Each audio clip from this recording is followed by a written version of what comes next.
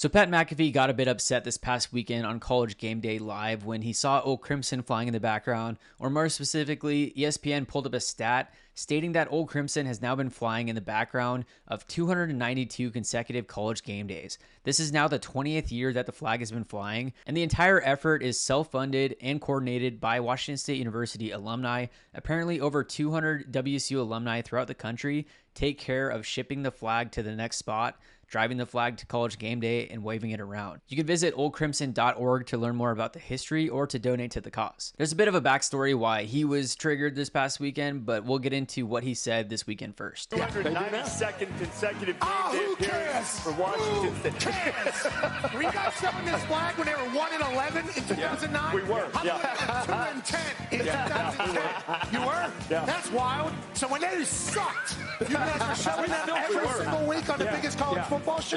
Yeah. Wow. Yeah. Handle success, Ryan Leaf. Yeah. So McAfee starts it off by talking down on the Cougs fan base because they were still flying Old Crimson on College Game Day, even back in 2009 when they went 1-11, even in 2010 when they went 2-10. How about let's talk about Washington State University football this year and how they're currently ranked 13th in the country. We're not talking about UW back in 2008 going 0-12. We're not talking about them in 2004 going 1-11. We're talking about UW right now, who's ranked 7th in football. Let's talk about Washington State, who's currently ranked 13. And that's the point of being a fan in general of any team, is that you're a fan of that team through the good times and the bad, no matter what happens. You're not just jumping on a bandwagon, so that when they do succeed, you really feel that passion. And I am a bit biased because I went there, but I don't think there's a more passionate fan base in college sports than the Cougs. Now here's the second half of what he said this weekend. I want a West Virginia flag flying up there every single time. We don't get it. Washington State gets it, and then all of a sudden, Washington State's going. Now Big Beav's up there like, shut up, Washington State. I'm about sick of you. Wasting time on this show. Just wait till you get to the Palouse. They'll win you back over. Who? I doubt it. They came after Coach Corso. I know. Yeah.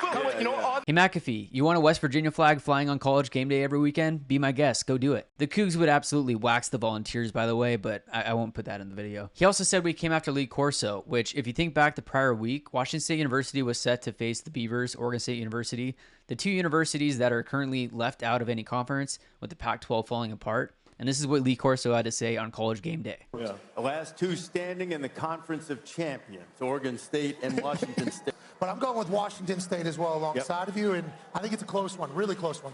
McAfee taking the Cougs here, huh? That's weird. In the Nobody Wants This Bowl. Yeah. Nobody wants it. Poor guys. So before the matchup between Washington State University and Oregon State University, Lee Corso, acting like he's crying basically, calls it the No One Watches Bowl or the No One Wants Us Bowl. After which, head coach of the Cougs, Jake Dickert, had this to say. I caught something this morning, and I was just watching Game Day, and Corso comes on and he says, the No One Watches Bowl. And I don't really understand that. What's the merit once again? Because the facts say people watch the Cougs, and the people watch the Cougs more than every team that's left over in the Big 12. Okay, so Coach Corso, he's at the point now where they give him the sheet and he reads off of it and they try to make a joke, but it didn't even make sense. Okay, it's well documented what ESPN has done to try to get our league into where it's at. And I would love to have a conversation with Coach Corso about the value that he sees in breaking up the premier West Coast Conference. Okay, and I'd also love to have a conversation with Coach Corso about how he thinks student athletes and mental health and flying them all over the country is a positive thing. I'm open to those conversations, because I'm fact-based on everything that we do, right? So just went off there on something different, but I just know this, I'll say it again, we belong, right? We belong. Like Dickert mentioned, ESPN probably just comes up with these talking points or one-liners ahead of time, hands them the card, and they read their scripts. After all, ESPN, owned by Disney. And do you want to know the two networks that are in charge of this new media deal with the Big 12?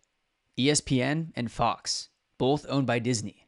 And the TV networks in charge of the Big Ten's new deal are Fox, NBC, and CBS. Again, Fox, owned by Disney. The SEC's new TV network deal is with ESPN and ABC, both owned by Disney. And then the last power conference left in college football is the ACC, which is solely ESPN, owned by Disney. Now, this isn't quite a monopoly to where Disney has complete control over everything, but it's pretty close. It's called an oligopoly. An oligopoly is when there's only a few companies competing in the same markets to where they, I don't want to call it collude with each other, and then you get a clown show like this.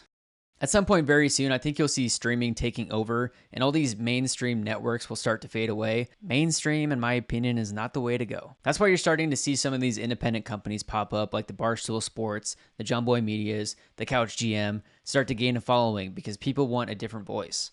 Let me know your thoughts in the comments below, and we'll see you next time.